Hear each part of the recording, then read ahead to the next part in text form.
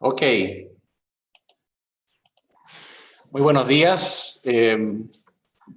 Yo soy Felipe Morandé, el embajador de Chile ante la OCDE, y para mí es un gusto realmente y un verdadero honor dar comienzo a este seminario.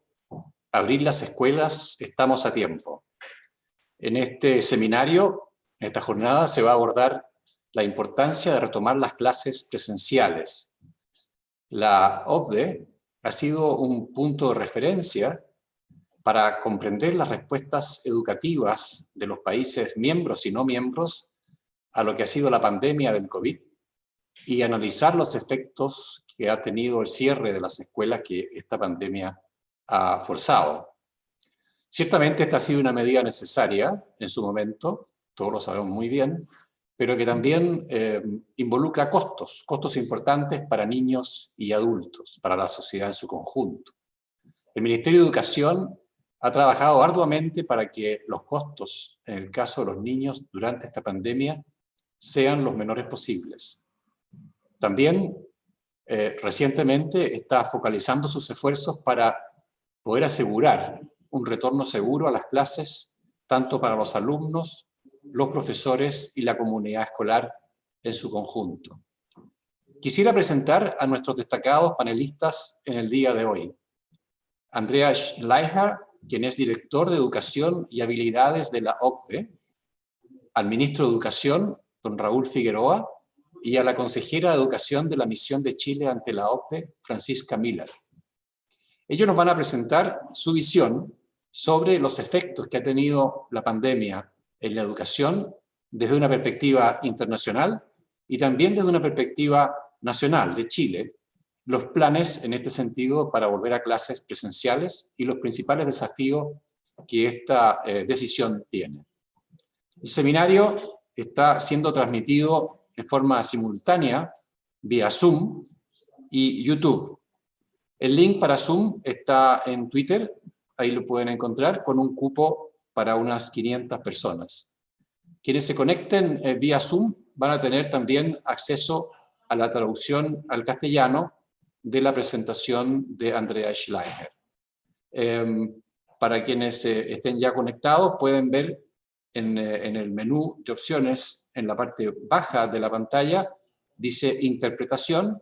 Ahí ustedes tienen que poner hacer clic donde dice español o castellano y van a poder entonces escuchar la presentación que va a hacer pronto Andreas en español. También quisiera recordarles que a lo largo de las presentaciones ustedes pueden realizar sus preguntas a través del chat de la sesión, las que los presentadores van a poder contestar hacia el final de esta jornada. Sin más, entonces, para iniciar la conversación, dejo con ustedes a Andreas Schleicher, quien ha liderado por más de 20 años el trabajo de la OCDE en materias educacionales, donde le ha correspondido, entre otras cosas, impulsar la conocida prueba PISA. Andreas, por favor.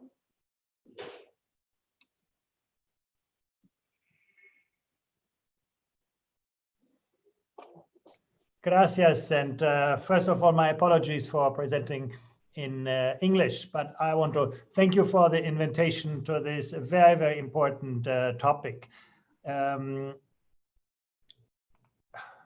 Need to just select my screen. I hope you can see my screen now. These have been very difficult times for education, for children in particular. You can say that children are the ones least susceptible to the virus. They suffer at least from their health kind of consideration. But probably there's no group in our countries that has been more affected by the public policy responses to this virus. During the height of the crisis, you can see in the months of March and April, 1.5 billion children around the world have been locked out of their schools. And for some children, this was a positive experience. Those who had, developed the right approaches to learning, who had great parental support, good access to digital resources. But for the vast majority of children, this has been a devastating experience.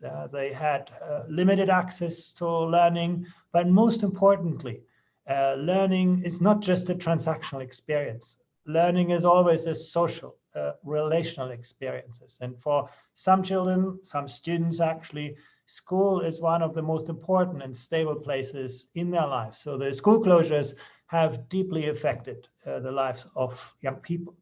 Fortunately, most countries are well on their way back. We see the reopening of schools in most parts of Europe and certainly in Asia. We see when there are school closures that they tend to be highly localized now and with more recent outbreaks of the virus. So good progress has been made, but the consequences will be with us for quite some time, and we just have to be conscious about this. Also, teachers have faced a very steep learning curve, coping with the virus, establishing safe schools and safe environments has been a formidable challenge to schools and teachers.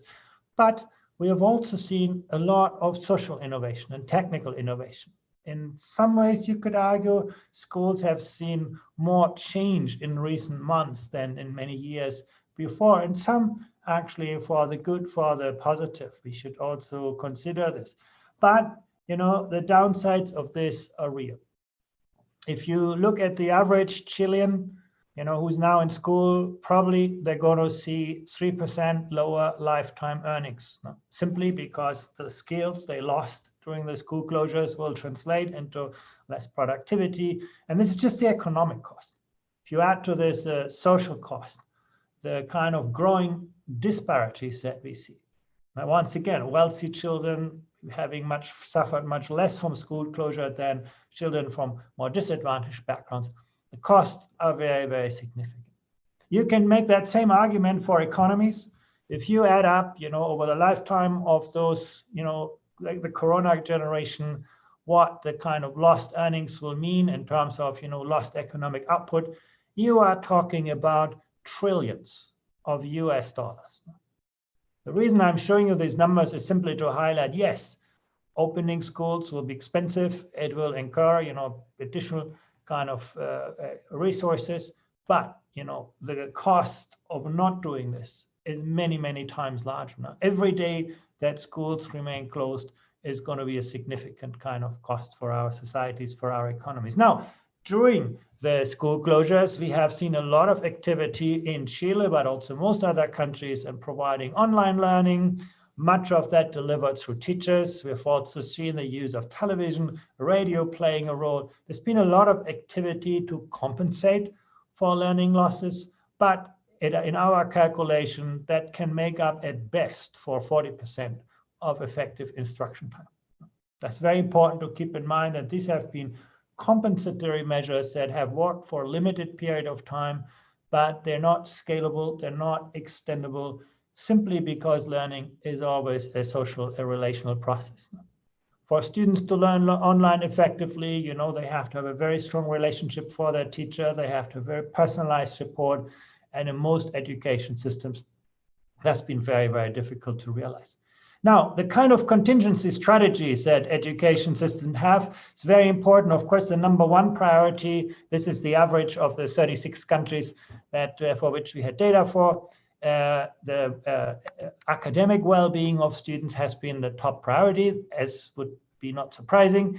But we have also seen other items being very, very high on the priority. Ensuring, you know, continued evaluation and support of students, ensuring the support of their teachers, ensuring not just the academic, but also the social well-being of students.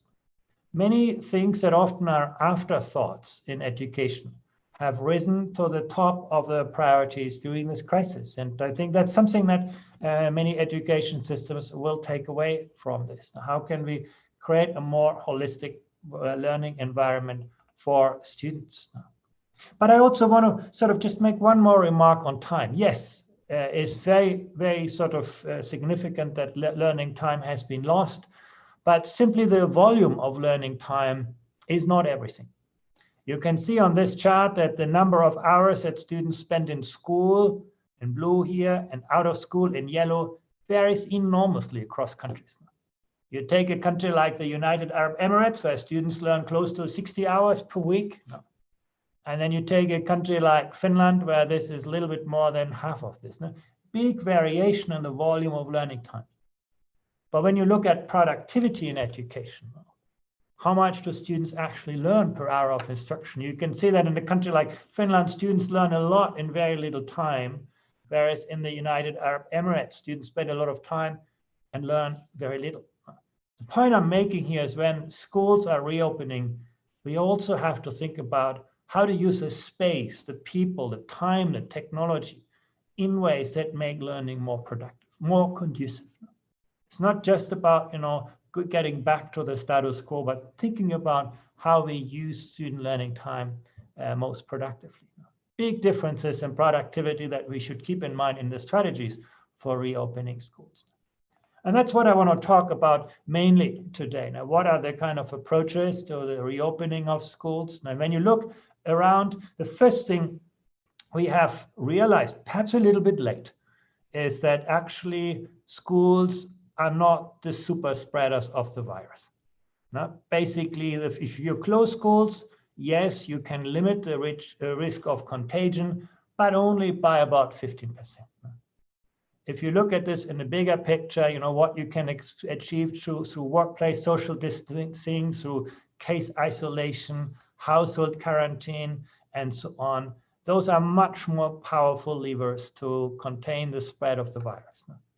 School closures contribute a little bit, but not so much. And probably in the first wake of the crisis, we overestimated that impact of schools. That's why school closures were often some of the very first measures that countries took, whereas now in the more recent outbreaks, you do not see many countries having lots of schools being closed. That's become the last resort, not the first choice. And part of the reason is the analysis I'm showing you here, which is actually based on previous epidemics. But we have a similar picture now from the COVID data that actually we should keep in mind that children and schools are actually quite well protected environments. You have to always think about, what are children and students going to do when they're not in school? In school, we can create a fairly regulated, safe environment, whereas out of school, the risks are much, much higher. So keep in mind the perspective, that school closures serve a purpose, but actually, when it comes to the spread of the virus, that purpose is quite limited. Now, still, that doesn't mean that, you can just reopen schools as they have been before. And as you have in your national reopening plan, most countries have very similar strategies. Now, first of all, it's about building capacity. In most countries, you can see there's a lot of training going on personal hygiene, on social distancing. Now, those protocols need to be learned. One of the most interesting findings for us is at the beginning, we were all very skeptical whether this can be done in primary school. And everybody would think, well, in 10th, 11th, 12th grades, you can tell students how to observe those rules. You'll be fine. But for younger children, that's not going to work.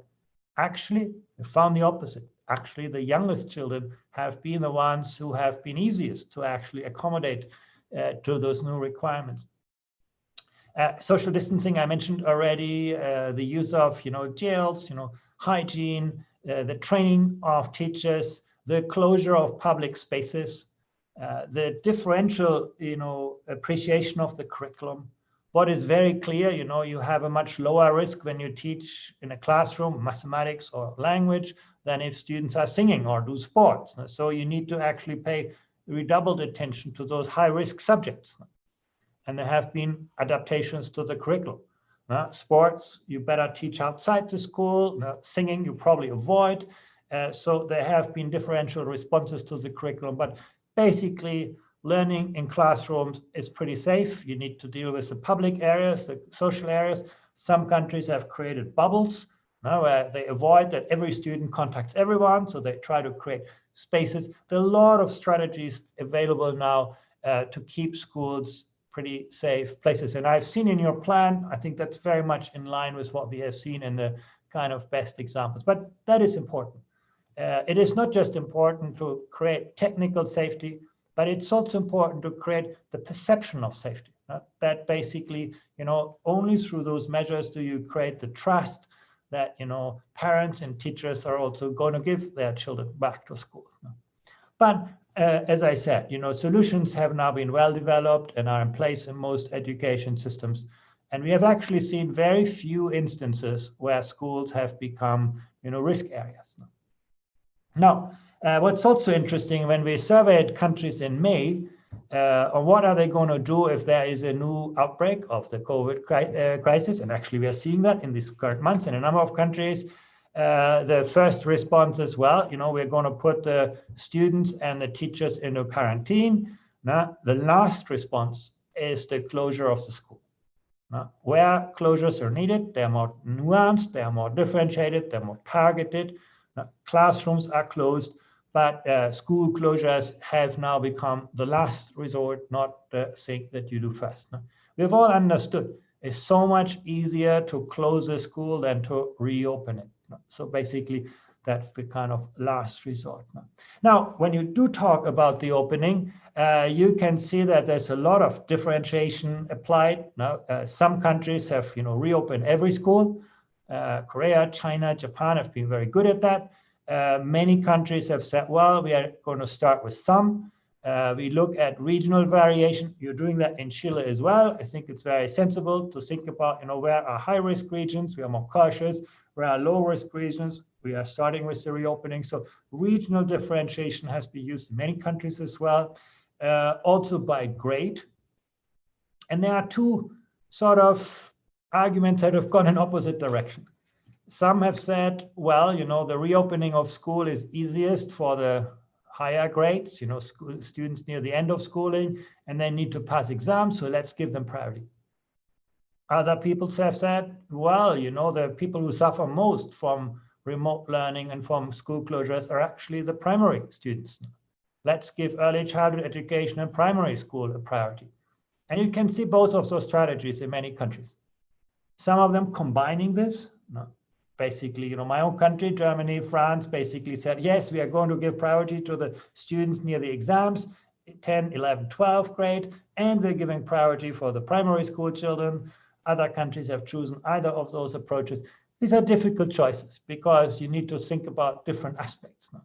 The health considerations, the social, emotional kind of support that students need, and their exams and so on. So a lot of differentiation, but the kind of strategies have varied quite a bit across countries. Now, we asked countries also one interesting question. When you're going to reopen schools, what are you going to do differently? And actually, I found this quite striking. Only 22% of education systems said, we are going to go back to the status quo. A small minority of schools. The vast majority of education systems aim for doing things differently. They have learned during the crisis that actually, the integration of the virtual world and the real world will be very important. We need to become better using technology. We need to become better at using social spaces. We need to become better at the balance between cognitive, social, and emotional support of students. The use of outdoor spaces, you can see that here on the chart. That was an afterthought in most kind of education systems. And now we actually see not just the health-related importance, doing sports outside the school, but also the well-being kind of benefits. Now, the out-of-school context can be very important. You can see half of the education systems are aiming for hybrid models of learning, ensuring that technology become more systematically integrated into learning, even after the reopening of schools. So that's the ambition. It's very hard to assess to what extent countries will actually deliver on this, but I think it's important to know what countries are aiming for, that the post-pandemic reality may turn out to be very different from what we have seen prior to the pandemic. But, it's easy to say, very, very hard to do well. I must say that education systems in most parts of the world, despite great promises, have actually not delivered good results on digital learning. As I said at the beginning, at the very best, you have recovered 40% of effective student learning time. Certainly not more. And part of the reason is that remote learning, online learning sounds all very nice, but first of all, it requires that students have access to the internet. And you can see if you come from a wealthy background, yes, it's no problem. You require that students actually have a quiet place to study. That's where the problems start. The bar gets shorter. And you require a computer. And during the crisis, there's been a lot of competition for computers at home. And this is a situation for wealthy students. If you look for students from disadvantaged backgrounds, you get to see that the bars become even shorter. So, even the most basic premise of technological access has not been warranted in most education systems. And this is another reason why students from disadvantaged backgrounds have suffered most during the crisis. When you actually look at the availability of computers at school, you can see in a country like Chile, it's just half of the schools that where schools principals think, we're reasonably well equipped. In many countries, you can see also here big social gaps. Fortunately, not in Chile. I think that's something that Chile has done well when rolling out technology. It has paid quite a lot of attention to equipping schools in difficult neighborhoods. But overall, you can see actually it's still very patchy. Still very uneven. You don't need to worry about Singapore or China or Slovenia. It's all basically equipped. But you have many countries, and actually in many of the South American countries, Brazil, Argentina, Panama, Peru, Central American countries as well, you see that technology availability is not so great. It becomes even more problematic. It's not just having computers around, it's also about having a good online learning platform. Now, how do you, judge good? Well, we asked the school leaders.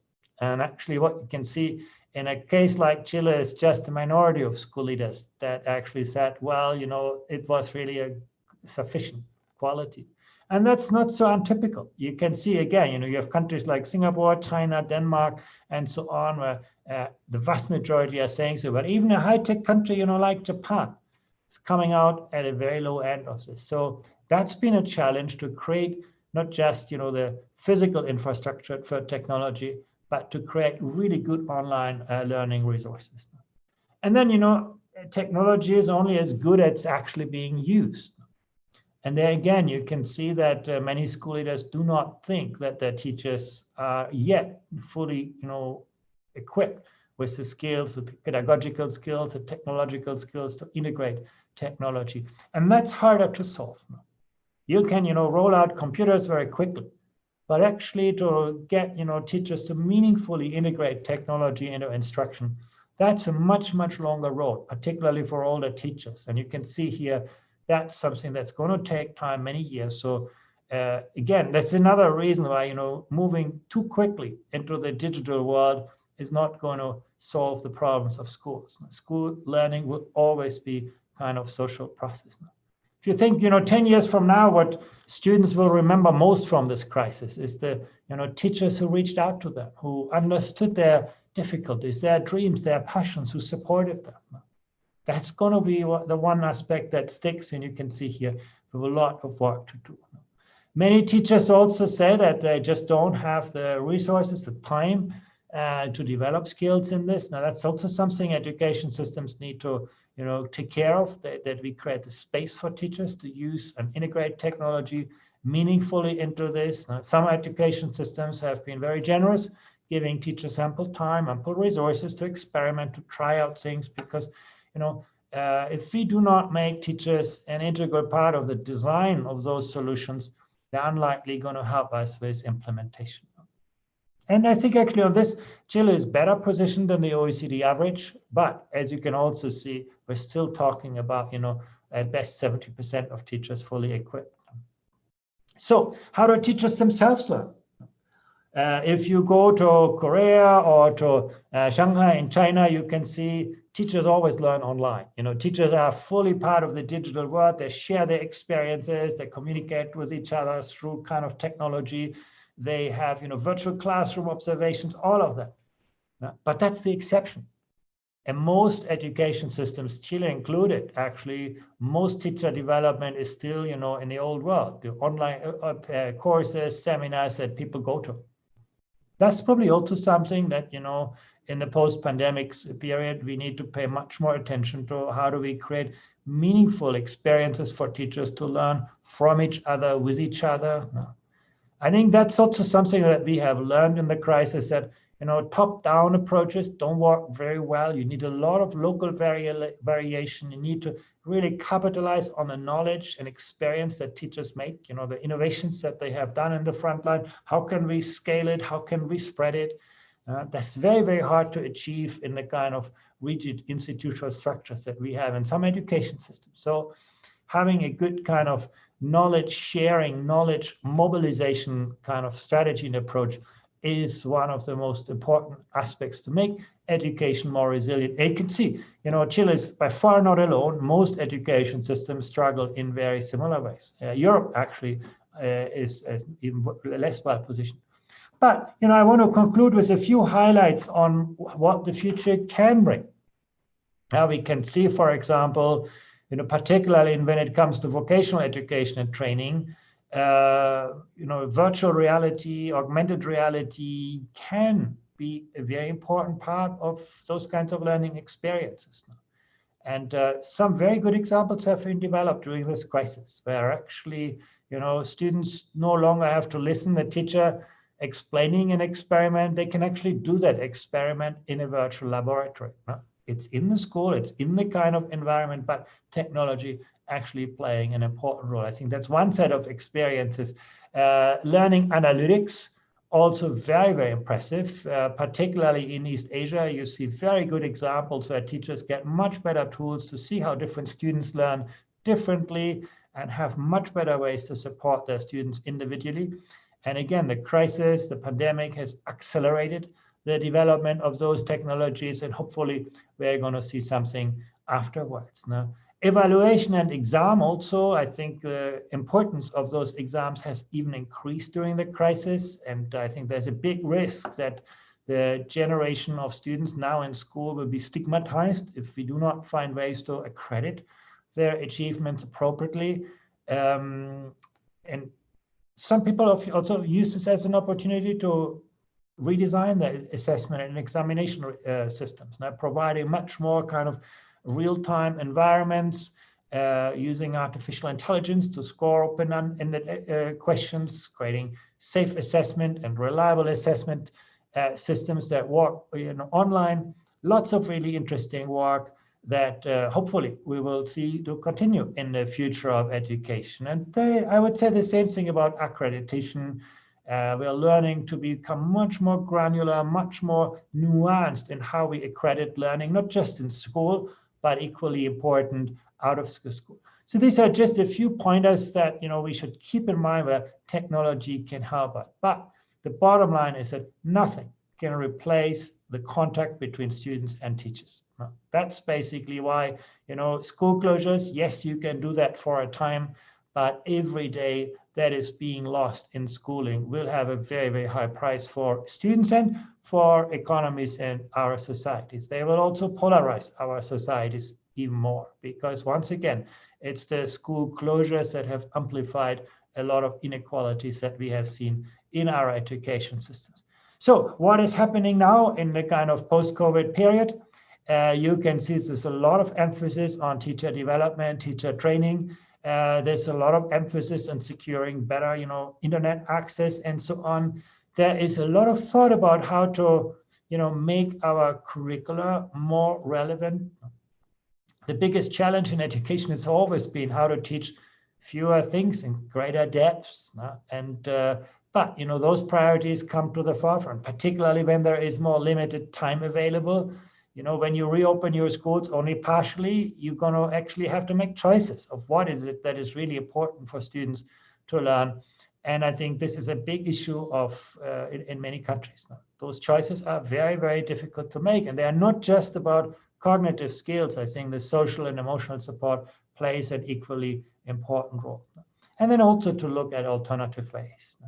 Now, student well-being, and with this I want to conclude my presentation. Student well-being obviously is at the heart of all of this. And what is quite encouraging is that most education systems have put quite solid strategies in place to provide individual student support, to also provide counseling for students who have suffered in many different ways at their home environment. We should not downplay or neglect this. This has been a huge issue in many countries.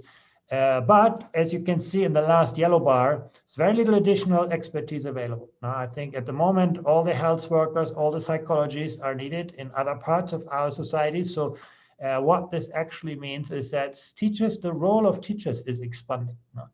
In the past, teachers were mainly instructors. Now and in the future, teachers will also need to be good mentors, good coaches, good evaluators, very innovative designers of learning environments. Now, that's the shifting role of teachers. And actually, when we survey teachers, many teachers have been looking towards that. They actually see their work is becoming much more meaningful, even if it is becoming more challenging and difficult. And with that, I want to finish my presentation. Thank you again for the opportunity.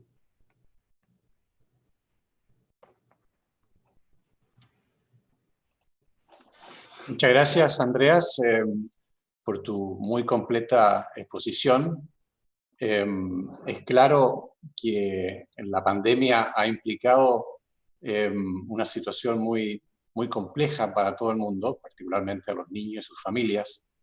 Es claro que también ha hecho ver con nitidez, de forma abrupta casi, el gran potencial que existe del uso de tecnologías de información, en este caso, en lo que es la labor pedagógica. Pero al final del día, tal como tú señalas, nada reemplaza el contacto entre el alumno y el profesor. Y por eso es que se dice, ¿verdad?, que cada día, tú lo dijiste muy claramente, cada día que pasa sin un retorno a las clases presenciales es un día perdido en este sentido de apoyar finalmente el aprendizaje y la formación de los niños. El trabajo de la OCDE en esto ha sido contundente, nos hace un completo diagnóstico del efecto que está teniendo la crisis en la educación y provee la evidencia dura sobre la importancia, como decía Andreas, en realidad, la importancia de regresar a las clases presenciales.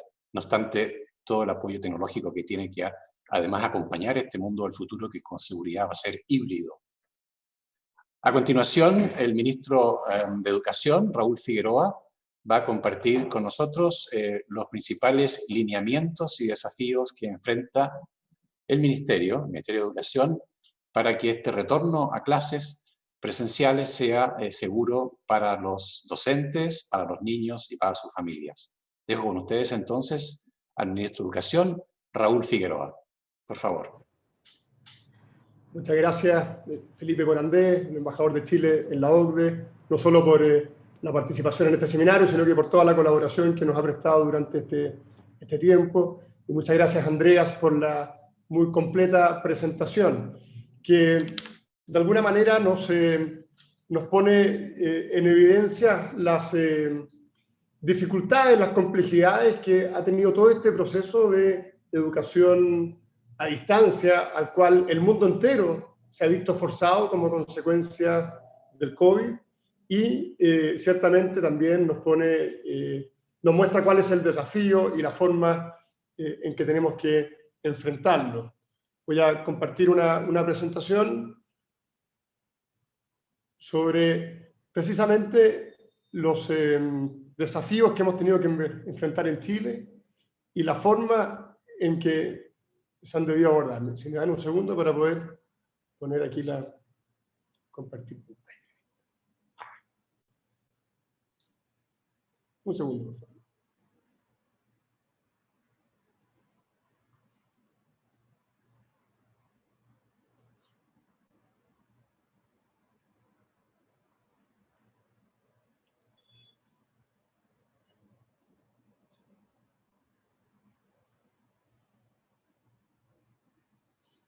Ahí está.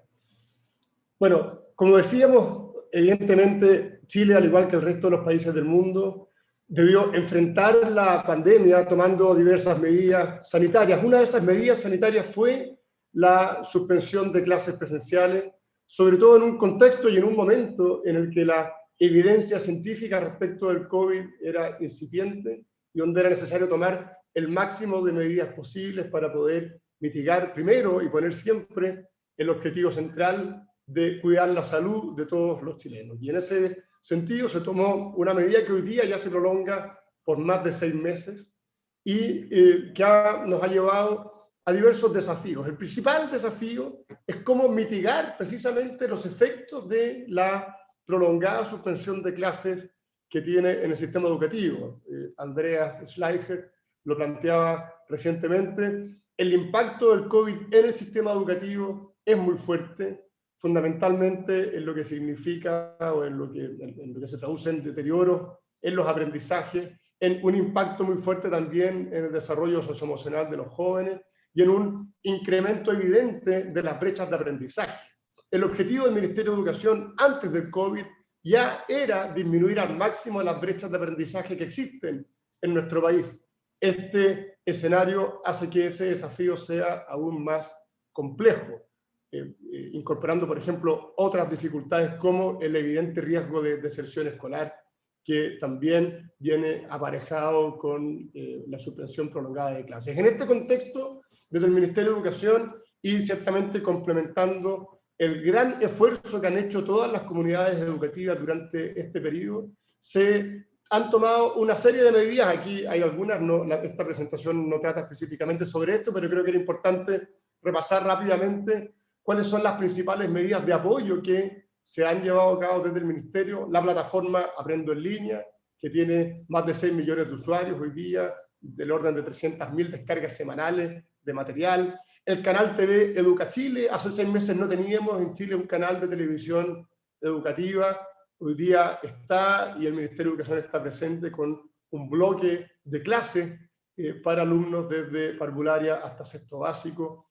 La entrega de material educativo físico, en el entendido que tanto en Chile como en el resto del mundo, como lo acaba de reflejar la presentación de Andreas, la conectividad a Internet no es pareja en todos los territorios, por lo tanto es necesario hacerse cargo de esa falencia, además complementando con recursos. Recordemos que con la liberación de la subvención escolar preferencial del orden de 10.000 millones de pesos al mes, se fueron liberando para que los establecimientos pudiesen adquirir material complementario, tanto para el resguardo de la salud como también para complementar el trabajo online. Tutores para Chile, universitarios online gratuitos, la biblioteca digital escolar con más de 11.000 títulos disponibles y 1.800 préstamos diarios, la radio, la alimentación a través de un sistema logístico totalmente nuevo que puso a Chile y que de hecho fue destacado por la FAO como uno de los principales esfuerzos para mantener el sistema de alimentación escolar. La alianza con Google, pasamos de que prácticamente muy pocas escuelas en Chile tuviesen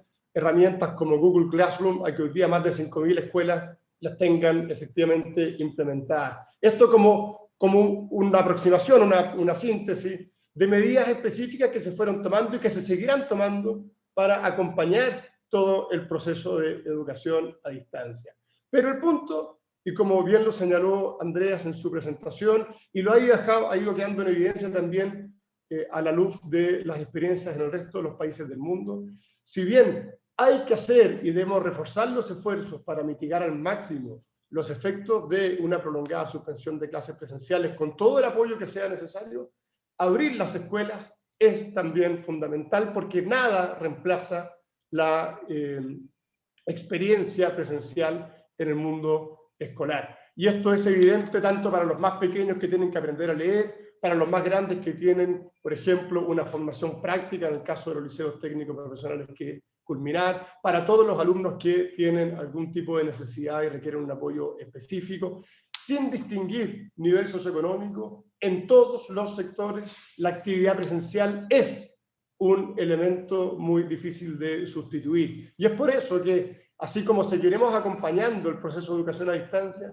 desde el Ministerio de Educación, junto al Ministerio de Salud, hemos trabajado también en este plan para abrir las escuelas paso a paso, que tiene 3 pilares esenciales: la seguridad, la voluntariedad y la gradualidad. ¿Qué significa la seguridad? El pilar de la seguridad apunta a una cuestión muy específica y bastante evidente. Se abren escuelas en la medida que y donde se pueda, en la medida que las condiciones sanitarias lo permitan y donde esas condiciones sanitarias efectivamente se den. Esto significa que lo primero que a lo que obedece este plan de abrir las escuelas paso a paso es a la seguridad de las comunidades educativas. Y en ese sentido, así como el Ministerio de Salud puso en marcha el plan paso a paso, la apertura de las escuelas también se conecta con ese plan paso a paso del Ministerio de Salud. Todos aquellos territorios que están en la fase 3 o en la fase 4, en la fase de preparación, en la fase ya siguiente, pueden efectivamente abrir sus escuelas. Y lo hacen en forma voluntaria. ¿Qué significa esto? Significa que es voluntario para las escuelas solicitar la apertura de los establecimientos educacionales. Aquí, obviamente, todas las comunidades tienen un rol muy importante que jugar y los sostenedores un rol particular que jugar, porque en definitiva son ellos quienes tienen que manifestar esta solicitud a las autoridades tanto sanitarias como de educación.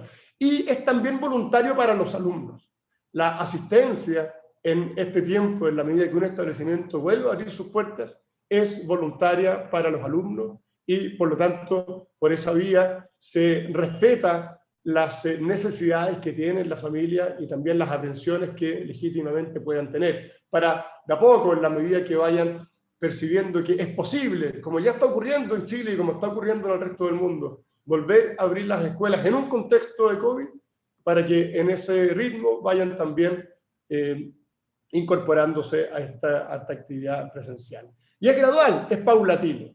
Esto, y lo planteaba también Andreas Schleicher en su presentación, hay distintas maneras de tomar esta gradualidad. En el caso nuestro, hemos puesto énfasis en los alumnos mayores, en los alumnos de tercero y cuarto medio, por diversas razones.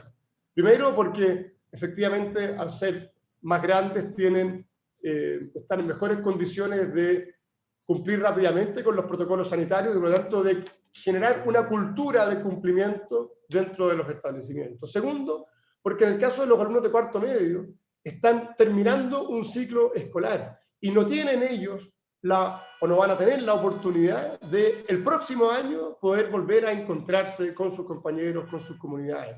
Tienen que prepararse para sus pruebas de acceso a la educación superior, pero sobre todo tienen que cerrar un ciclo. Y el momento para cerrar ese ciclo es este año, en el caso de los alumnos de cuarto medio. Tercero y cuarto medio también para el mundo técnico profesional. Ustedes saben que la matrícula técnico profesional en tercero y cuarto medio es un 37% del total en Chile. Por lo tanto, para ellos, que es un número importante, si no pueden, requieren la presencialidad para poder terminar, por ejemplo, su formación práctica, que es un elemento central dentro de esa modalidad de enseñanza. Por supuesto, esto es flexible. Existen otros establecimientos que han optado por partir por los niveles más bajos, en la medida que demuestren que están cumpliendo con los protocolos sanitarios, por supuesto que también se les permite hacerlo. Y también, atendida a la diversidad de establecimientos en nuestro país, existen muchísimos establecimientos donde la gradualidad incluso no es necesaria, porque son establecimientos pequeños, donde teniendo el establecimiento completo, no más de 10 o 15 alumnos, pueden también partir todos al mismo tiempo, cumpliendo siempre con los resguardos sanitarios. La forma de cumplir esta gradualidad va aparejada de una gran flexibilidad. La flexibilidad es la gran respuesta para muchísimas dudas que se plantean durante este periodo de reapertura de escuelas. Y así, si es necesario, por ejemplo, para poder cumplir con las exigencias sanitarias, implementar turnos de asistencia presencial entre estudiantes, se puede hacer. Implementar modalidades mixtas, contemplando educación presencial y educación remota. Todo esto con la finalidad de poder combinar la seguridad sanitaria y el cumplimiento de las medidas de distanciamiento social. En Chile ya esto está ocurriendo. 1.023 establecimientos han solicitado retornar a clases presenciales, de ellos 576 son de la región metropolitana, 369 establecimientos ya están operando con sus puertas abiertas en un régimen presencial, 211 pertenecen a la región metropolitana, y hemos visto que en los últimos días, combinando que ya queda poco, de que los establecimientos están viendo cuál es la manera en que esto es posible hacer, en que el clima también acompaña, es posible ir generando con se van a ir generando mayores espacios de apertura. Creemos que es importante recoger esta experiencia y utilizarla para que aquellos establecimientos que tienen dudas puedan, sobre la base ya de un modelo efectivo en Chile, que se aplica en la realidad nuestra, ir replicando también estas experiencias. Los testimonios ahí me ha tocado visitar los establecimientos que han abierto y la verdad es que son tremendamente positivos, no solo desde el punto de vista de los aprendizajes, sino que también como el volver a abrir las puertas significa un espacio de contención socioemocional para los alumnos de los cuales estaban lamentablemente careciendo, y por lo tanto creemos que es un esfuerzo que vale absolutamente la pena. Tenemos que ir generando este esfuerzo, los alumnos lo agradecen, los docentes lo agradecen, y sobre todo teniendo en cuenta que se hace teniendo siempre la seguridad de las comunidades educativas como el principal norte. ¿Cómo se están abriendo las escuelas en nuestro país? Son 7 pasos los que deben cumplirse. Todo bastante evidente y no necesariamente secuenciales. Varias cosas se hacen unas al mismo tiempo que otras. Lo primero es verificar que efectivamente se den las condiciones sanitarias. Esto lo hace el Ministerio de Educación. Si el territorio está en fase 3, lo tiene que hacer en un análisis específico. Si está en fase 4, el Ministerio de Salud ya ha dado la autorización para ello, y por lo tanto todos esos establecimientos hoy día están en condiciones de poder iniciar sus clases presenciales. Lo segundo es, obviamente, implementar y comprender los protocolos que están disponibles para ello. Son protocolos de medidas sanitarias y protocolos de limpieza y desinfección que establecen mínimos, exigentes, pero mínimos, y que cada establecimiento deberá revisar y aplicar. En términos generales, los protocolos apuntan a la sanitización de los espacios, al distanciamiento de 1 metro en lugares cerrados usando mascarillas, la ventilación, la preocupación por el control de la temperatura, tratar de realizar las clases al aire libre en lugares ventilados, la información, la implementación de rutinas de lavado, de desinfección, de limpieza, horarios diferidos si es necesario de entrada y salida, tratar de tomar medidas para que en los recreos los alumnos no se mezclen entre niveles y por tanto eventualmente asegurar la trazabilidad al evento de que existan contagios. Todo esto es una presentación general, por supuesto todo esto está en detalle disponible para todos los establecimientos, ustedes los han ya recibido. El tercer paso es recibir el kit inicial de cuidado sanitario. El Ministerio de Educación, a través de Junaed, dispone para todos los establecimientos que reciben fondos públicos un kit sanitario con mascarillas para todos los alumnos, escudos faciales para los docentes y asistentes de la educación, set de limpieza, termómetros, alcohol gel, jabón líquido, cloro, en fin, todo lo necesario para cumplir inicialmente con los protocolos sanitarios. Cuarto paso, determinar las medidas específicas por cada establecimiento. Lo decíamos, el protocolo sanitario establece mínimos, pero la manera de cumplir esos protocolos obviamente que depende de las características de cada establecimiento. Chile tiene solo en nivel escolar 9.500 establecimientos educacionales y por lo tanto la diversidad es muy amplia, y esa diversidad apunta a que para cumplir con las exigencias sanitarias, dependiendo de las características de cada establecimiento, deberán tomarse medidas diferentes. Por ejemplo, establecimientos que tienen un alto número de alumnos por sala deberán a lo mejor tener que tomar medidas de dobles turnos o de dobles jornadas. Recordemos que en Chile el promedio de alumnos no es 45, el promedio son 33, y del orden de un 20% de la matrícula se concentra en salas de 45 alumnos. Por lo tanto, es un tema que tiene que abordarse, pero que no es el mismo para todos los establecimientos del país. La manera de abordar entonces los protocolos varía mucho dependiendo de las características de cada proyecto, y por lo tanto las medidas específicas se tienen que ver de forma concreta a nivel local. Hoy día más que nunca lo local cobra una relevancia particular. Quinto paso, informar a la comunidad educativa. Debe haber una comunicación efectiva y clara de las medidas que se toman en el establecimiento a los apoderados, docentes, asistentes de la educación, precisamente para que se puedan implementar. Paso 6, inducción. No se puede volver a abrir la escuela si no hay claridad de los roles que debe cumplir cada miembro de la comunidad educativa, y en ese sentido los procesos de inducción son fundamentales para poder asegurar el cumplimiento de los requisitos y los protocolos sanitarios. Y por último, esto se debe oficializar ante el Ministerio de Educación para tener claridad de cuál es la forma en que se han organizado y entregar el detalle de las modificaciones de jornada si es que fuese pertinente. Acá hay una síntesis de los 7 pasos que he expuesto y por lo tanto es muy importante. Esto está disponible.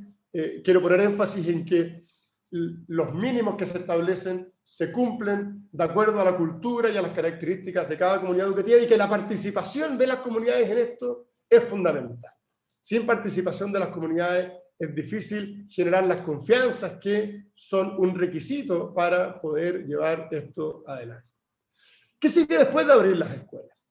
Lo primero, y esto es más o menos obvio, nadie pretende, nunca se ha señalado así, y obviamente esto ha sido la experiencia tanto en Chile como en el resto del mundo, que se vuelvan a abrir las escuelas como si aquí no hubiese pasado nada y se vuelva un horario continuo de clase, como si el COVID no hubiese existido en los establecimientos educacionales. El foco aquí está en que los primeros días se concentren en cómo los alumnos están efectivamente en condiciones de cumplir con las medidas sanitarias, cómo las comunidades están al tanto de estas exigencias, en dar contención socioemocional a los estudiantes. La necesidad de reencontrarse de los alumnos es muy evidente, y por tanto hay que canalizar esa necesidad. Hecho eso, o al mismo tiempo, digamos, hay un plan pedagógico a aplicar que se aplica tanto este año como el próximo. El próximo año también va a ser bastante complejo, y por lo tanto se ha hecho un esfuerzo para, durante el 2020 y también proyectarlo al 2021, se puede implementar un plan pedagógico que tiene las siguientes características. Una etapa transversal, que es la priorización curricular, y luego, en el marco de esta priorización curricular, un diagnóstico integral de aprendizaje y una fase de nivelación. La priorización curricular lo que tiene por objetivo priorizar aquellos objetivos considerados imprescindibles para continuar con el proceso formativo de cada niño y joven en el país. Lo que se hizo fue un trabajo junto entre el Ministerio de Educación y el Consejo Nacional de Educación para concentrar el currículum en aquellas áreas que son fundamentales para el desarrollo de los niños, que son significativas y que además son posibles de integrar. Esto funciona en términos gráficos como si fuese un acordeón. Mientras más tiempo exista, se pueden incorporar más elementos del currículum. Mientras menos tiempo, estos elementos se comprimen, concentrándolos en lo que es fundamental, en lo que es significativo y en lo que es posible de integrar entre diversas asignaturas. El diagnóstico integral es un instrumento de evaluación desarrollado por la Agencia de Calidad de la Educación, que se compone de un diagnóstico socioemocional y también de un instrumento de diagnóstico de aprendizaje de primero básico a segundo medio, lectura y matemática. Obviamente, el objetivo de esto es que a nivel local, de cada escuela, de cada establecimiento, se conozca el estado de los aprendizajes y la situación socioemocional de los estudiantes. Esto también ya se está implementando, incluso está online para aquellos establecimientos que aún no han vuelto a abrir sus puertas, para que puedan ya avanzar en este diagnóstico. Y por último, obviamente, una nivelación, un necesario reforzamiento, consecuencia de lo que se obtenga de ese diagnóstico, para poner énfasis en aquellas necesidades específicas que tiene cada alumno y poder, por esa vía, mitigar al máximo el impacto del COVID, cerrar las brechas de aprendizaje a través de acciones remediales. Por supuesto, el rol de Aprendo en Línea y todos los apoyos que se han desarrollado y que se seguirán perfeccionando para complementar el trabajo de las comunidades en lo que es la educación a distancia se mantiene, porque siendo voluntaria la asistencia, estando también condicionada a las condiciones sanitarias en cada territorio, obviamente que acá hay elementos que deben combinarse. Lo que es más importante, y con esto termino, es señalar que y como lo señalaba muy bien Andreas Schleicher en su presentación, eso fue... el efecto del COVID ha sido tremendamente complejo.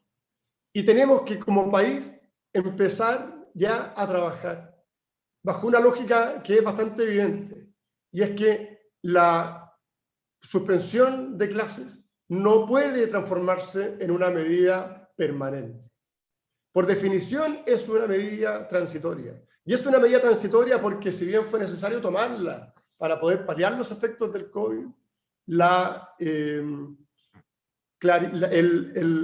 los efectos de esta suspensión son demasiado evidentes. Y el impacto que produce en los alumnos es también, lamentablemente, negativo en una mirada global. Y es por eso que tenemos que seguir haciendo estos esfuerzos y tenemos que poner la reapertura de las escuelas como un objetivo, siguiendo el ejemplo de los países, en este caso del hemisferio norte, y sería interesante ahí, Andrea, si luego lo puede complementar, como viviendo rebrotes del COVID, en este caso, han optado por una serie de nuevas medidas restrictivas, pero manteniendo siempre las escuelas abiertas. Muchas gracias, Felipe.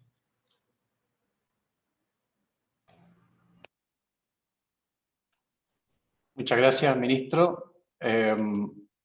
Es muy interesante la propuesta de esta vuelta a clases paso a paso, tal como lo ha descrito en forma gradual y flexible, y de alguna forma haciéndose cargo de los temores que pudiera existir tanto en los profesores como en las familias en este regreso a la clase presencial, porque las clases entiendo que han seguido de una manera virtual, pero esta vuelta a clases presencial es muy importante lo que señala como el plan que tiene el ministerio para que esto se vaya desarrollando de la mejor forma posible para el bienestar de todos y, por supuesto, con el interés que todos tenemos en que los niños reciban la mejor educación posible.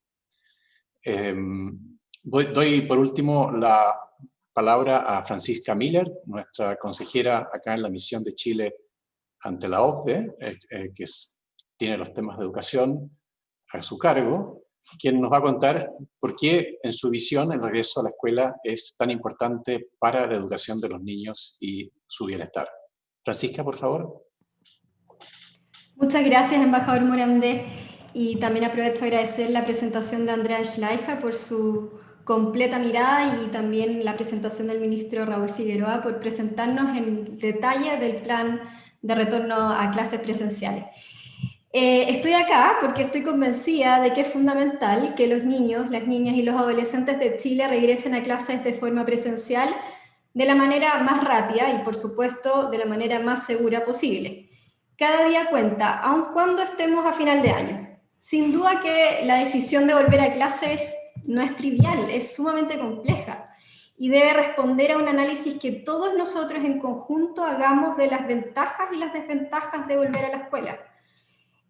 No solamente tenemos que considerar las variables económicas, sociales y sanitarias, que son las primeras que se nos vienen a la cabeza, sino también entender nuestro contexto específico, nuestro contexto chileno, regional, local, de nuestras instituciones educacionales y si vamos como más al grano, de nuestra situación familiar. Esta decisión es responsabilidad de todos nosotros, no solamente del Estado, sino de las comunidades educativas, de las familias, del rol de nuestros profesores y de nosotros como individuos, porque tenemos que saber qué es lo que nosotros esperamos de la educación. Y lo digo así como un poco de forma filosófica, porque es lo que realmente creo. La educación es el motor del desarrollo. Y el éxito de la educación hoy no se trata solamente de reproducir el conocimiento, que ha sido, entre otras cosas, por supuesto, lo que hemos podido seguir haciendo durante la pandemia, gracias a toda la variedad de recursos que Chile y el mundo ha desplegado para continuar con la educación, como clases en tiempo real, en plataformas online, una rápida adaptación de los profesores para enseñar en este contexto, una rápida adaptación también de las familias y los alumnos, etc. Hoy el aprendizaje entonces se trata de obtener ese conocimiento, pero también masticarlo, comprenderlo, razonar sobre el conocimiento para luego aplicarlo. La aplicación es fundamental. Entonces, en ese sentido, significa que el aprendizaje es un proceso dinámico, relacional, cultural, que necesita esa interacción con el medio que tanto Andrea Schleicher como el ministro Figueroa lo nombraron. Y por eso creo y estoy convencida que es hora de volver a clases presenciales lo más pronto posible. Pero como para terminar un poco con esa mirada más filosófica, quiero centrarme en el contenido y pensando en estas variables económicas, sociales y sanitarias, entendiendo nuestro contexto nacional. Si tomamos las variables económicas, Andrea Schleicher fue súper claro y lo anunciaba hace unos minutos atrás. Los estudiantes afectados por la pandemia podrían esperar ingresos un 3% más bajos durante toda su vida. Es complejo y es casi seguro que los estudiantes desfavorecidos enfrentarán mayores pérdidas de aprendizaje. Con estudiantes desfavorecidos me refiero a niños donde sus familias tienen dificultades para apoyar el aprendizaje en el hogar, porque no tienen internet, porque falta un computador, no tienen un espacio físico donde estudiar, o porque simplemente los padres no pueden asumir los roles pedagógicos para los cuales o bien no estaban preparados cuando llegó la pandemia, o bien no tienen la vocación de hacerlo. Esto generará sin duda una brecha educacional y de ingresos aún mayor a lo que tenemos hoy en Chile. De hecho, no solamente en Chile, sino en varios países del mundo he escuchado hablar de la generación perdida, de la generación COVID-19. Pero esto no tiene por qué ser así. No podemos dejar que sea así. Este impulso nos permite repensar la educación actual. Y aquí es donde entran las variables sociales y toman protagonismo, digamos. Dejar de asistir a clases influye en la formación académica, eso es un hecho. Sin duda varía por las condiciones del establecimiento escolar, de las familias, de las herramientas digitales con las que se cuente, de nuestra vinculación con el profesorado, pero definitivamente la formación académica se ve mermada. Pero también afecta el desarrollo afectivo de los niños y adolescentes, dado que la escuela o el establecimiento educacional en su conjunto cumple un rol de encuentro con los amigos, de participación en discusiones, de interacción con el medio en general, de entretención para los más pequeños, o bien de encontrarnos con nuestro maestro. Kant, el filósofo alemán muy leído en el área de la educación, lo manifestaba en simples palabras: el hombre necesita un maestro. Y aprovecho a agradecer al cuerpo docente de Chile que ha logrado mantener el contacto con sus alumnos durante la pandemia, lo cual no es evidente, lo cual no es fácil. Gracias, por ejemplo, a todas las herramientas que nos ha presentado el ministro Figueroa hace un rato. Otro punto, no ir a la escuela hace que los niños y niñas estén más tiempo frente a las pantallas. Más celulares, más computadores, más televisión. Hace unos años nuestras familias nos decían: dejen de jugar en el patio, entren a la casa. Y ahora les pedimos por favor que salgan al patio.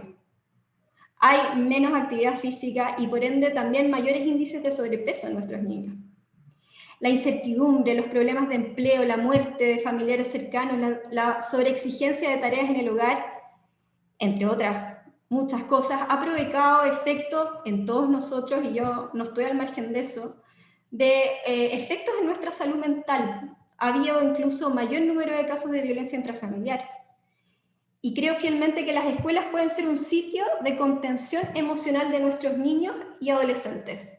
Esa interacción rica que no se da en un ambiente online, que solamente puede ser cuando interactuamos entre nosotros. Por supuesto que quedarse en casa también ha tenido beneficios sociales. Hemos sido capaces de interactuar con los niños de forma distinta, de tener más tiempo, ya no nos tenemos que desplazar, por ejemplo, al trabajo, hacer actividades que de otra forma yo creo no hubiesen emergido. Hemos sido bastante creativos e innovadores en la forma en cómo enfrentamos la pandemia, muchos de nosotros. Por ejemplo, para contarles un poco de mí, estoy haciendo clases virtuales a un grupo de niños entre 9 y 16 años desde abril del 2020. ¿Y qué es lo que esto me ha provocado? Me ha hecho valorar aún más el rol de nuestros profesores. Un buen profesor puede marcar la diferencia en la vida de niños y jóvenes y también en los adultos.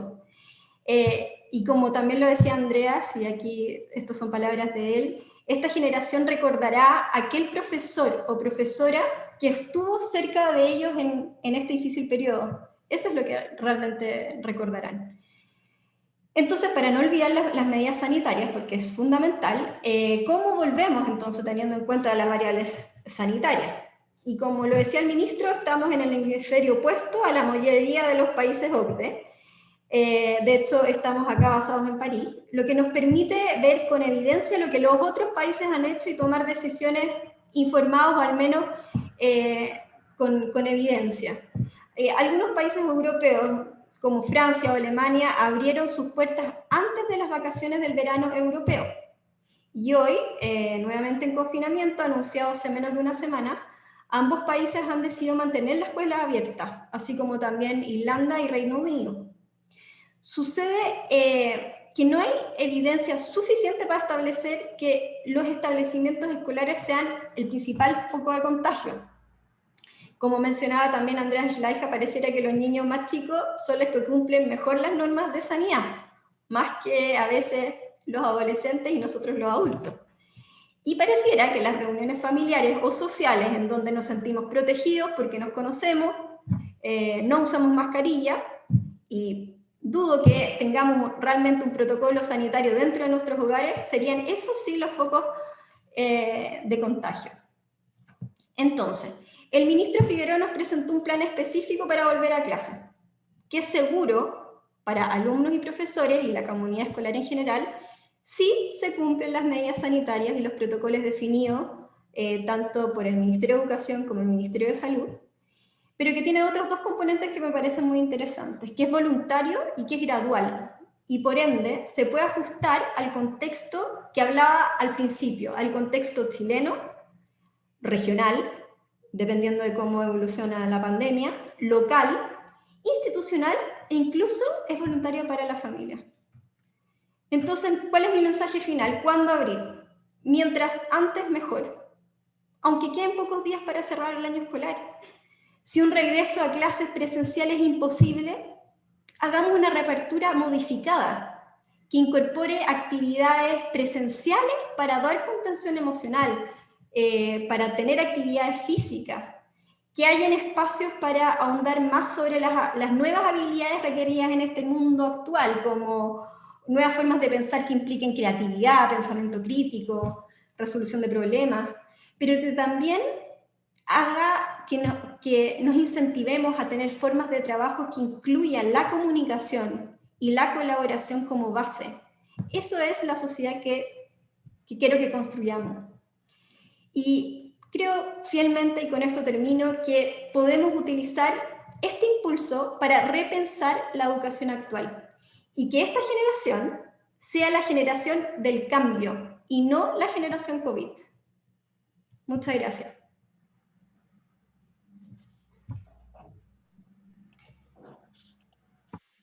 Muchas gracias, Francisca, por tu interesante e inspirada presentación. Hemos recogido algunas preguntas, no tenemos demasiado tiempo para responderlas, pero vamos a formular las que parecen ser tal vez más interesantes. Tengo acá una pregunta para Andreas Schleicher, y es la siguiente. ¿Cuál es el motivo por el que los países, y esto por lo demás es una pregunta que ya ha salido tanto en la presentación del ministro como en la de Francisca, cuál es el motivo por que países como Reino Unido, Francia y Alemania, que están volviendo a confinarse o ya están confinados, han mantenido las escuelas abiertas y funcionando con clases presenciales e incluso manteniendo las clases, sobre todo para los niños más pequeños, y dejando las universidades, por ejemplo, bajo educación virtual? Andreas, por favor.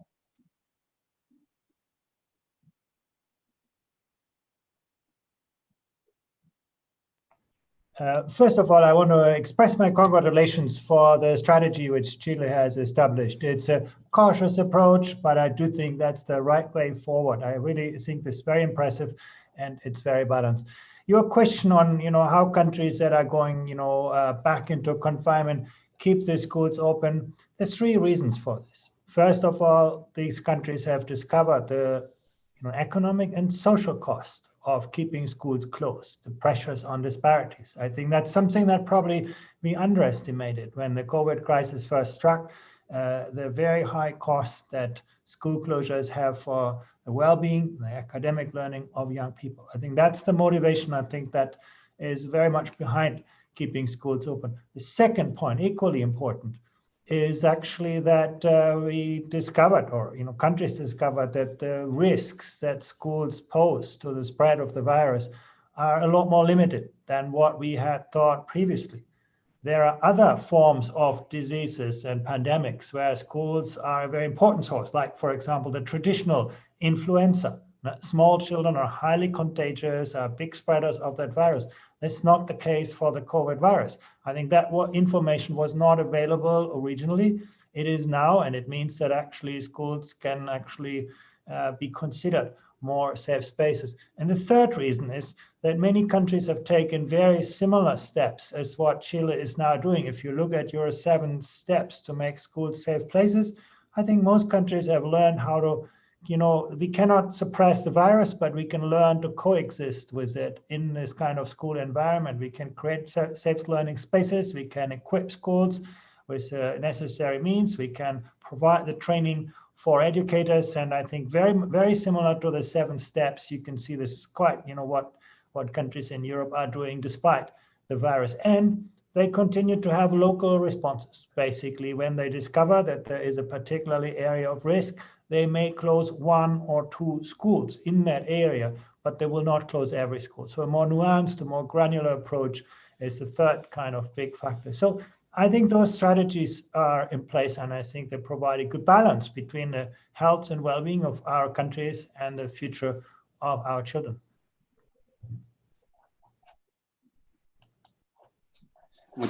Thank you.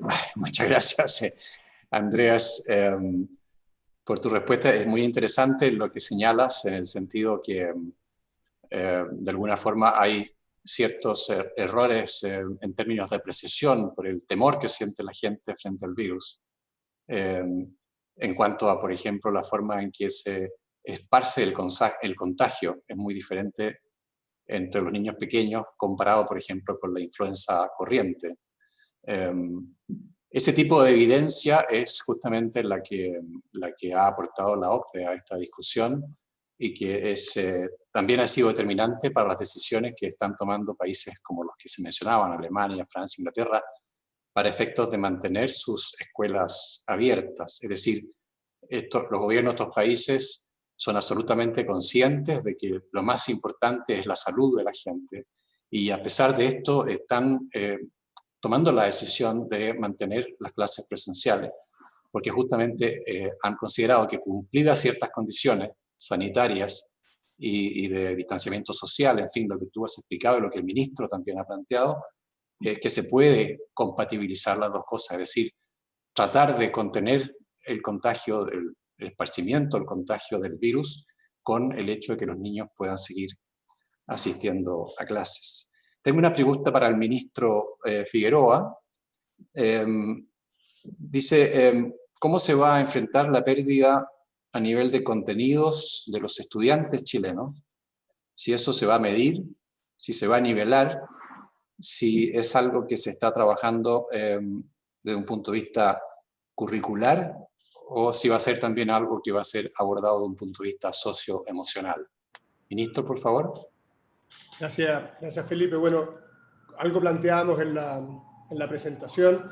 Efectivamente, tanto este año, por razones evidentes, como también el próximo, van a requerir un trabajo curricular diferente.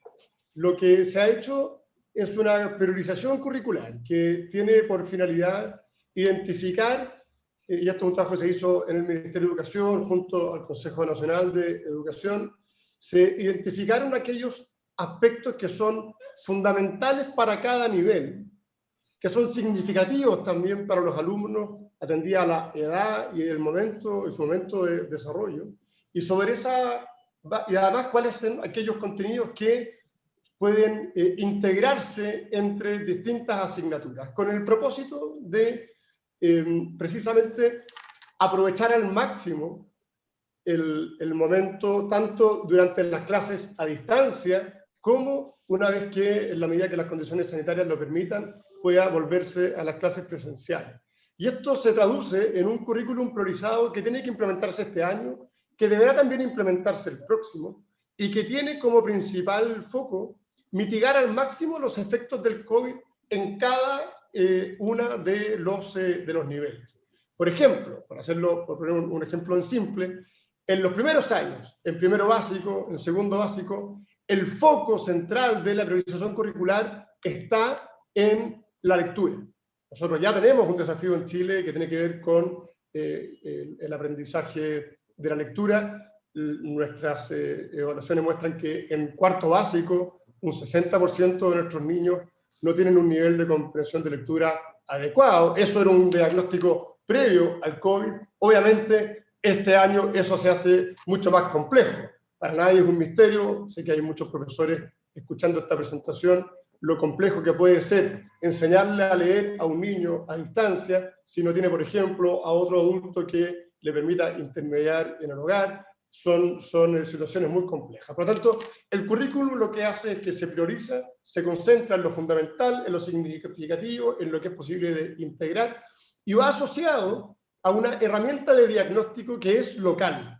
Esto es bien interesante, es una herramienta que se desarrolló junto a la Agencia de Calidad de la Educación, y lo que hace esta herramienta, que ya está disponible, es que en cada escuela se puede llevar adelante un diagnóstico, tanto desde el punto de vista de los aprendizajes, como del desarrollo socioemocional de cada alumno, para que sea en la escuela donde se puedan tomar los primeros elementos remediales para poder reforzar aquello que se ha visto perjudicado como consecuencia de la suspensión de clases presenciales. Y en ese sentido, de nuevo, el trabajo local cobra particular relevancia. Yo lo decía hace un rato, hoy día más que nunca, lo local y el trabajo local y la participación local es la clave para poder ir superando estos elementos, donde no solo los aprendizajes son un desafío, sino que también el desarrollo socioemocional de nuestros alumnos, su desarrollo integral, se ha visto particularmente afectado, el hecho de que los alumnos no sociabilicen como estaban acostumbrados a hacerlo en la escuela, ciertamente también los afecta, y por lo tanto, sobre eso también el diagnóstico y una serie de elementos que son más largos de explicar acá, que apuntan precisamente a mitigar al máximo los efectos negativos que hemos visto en aprendizaje y en desarrollo socioemocional de nuestros niños y jóvenes. Muchas gracias, ministro. Agradecemos la respuesta a la pregunta y, por cierto, su presentación y el hecho de haber compartido la visión del Ministerio en el día de hoy. Agradecemos también muchísimo a Andreas Schleicher por su presentación y por sus reflexiones respecto a lo que está ocurriendo hoy día con el regreso a clases presenciales. También agradecemos a Francisca Miller por su interesante intervención con un toque personal. En nombre del Ministerio de Educación y de la Delegación de Chile ante la OCDE, queremos darle las gracias a todos ustedes por escuchar, por participar con sus preguntas y por estar interesados en el bienestar de nuestros niños y de sus familias. Muchas gracias y muy buenos días a todos. Muchas gracias.